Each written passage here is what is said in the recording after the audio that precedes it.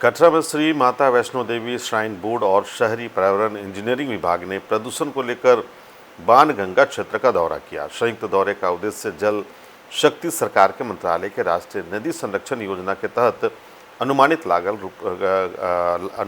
रुपये 92.10 करोड़ रुपए में अनुमोदित एक व्यापक परियोजना के माध्यम से बाणगंगा क्षेत्र में विकास को बहाल करना और सुरक्षित करना है। बाणगंगा क्षेत्र में सीवरेज की स्थिति में सुधार करने के लिए एक सीवरेज ट्रीटमेंट प्लांट का निर्माण करके बाणगंगा के आसपास क्षेत्र के सौंदर्यीकरण पर ध्यान केंद्रित करते हुए बाथिंग घाट के आसपास स्नान घाटों के विकास के अलावा शमशान घाट पारिस्थितिक बहाली और तीर्थ यात्रा अनुभव को बढ़ावा देना है।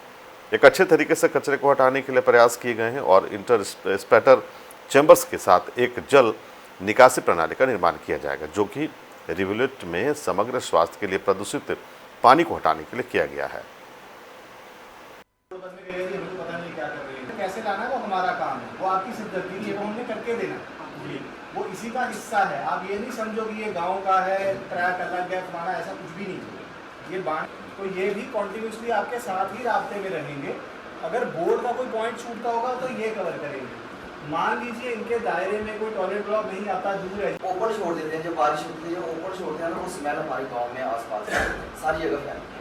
तो मेरी यही रिक्वेस्ट है कि आप उनको भी देख के ना थोड़ा अलग से जहाँ प्रोजेक्ट बनाए के साथ आने का एसडीएम साहब को भी हमने इसीलिए रखा है क्योंकि ये प्रोजेक्ट सरकार और बोर्ड का इकट्ठा प्रोजेक्ट है।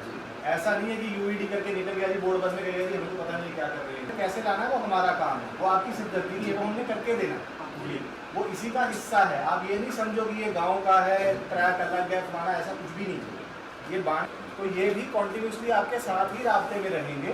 अगर बोर्ड का कोई पॉइंट छूटता होगा तो ये कवर करेंगे।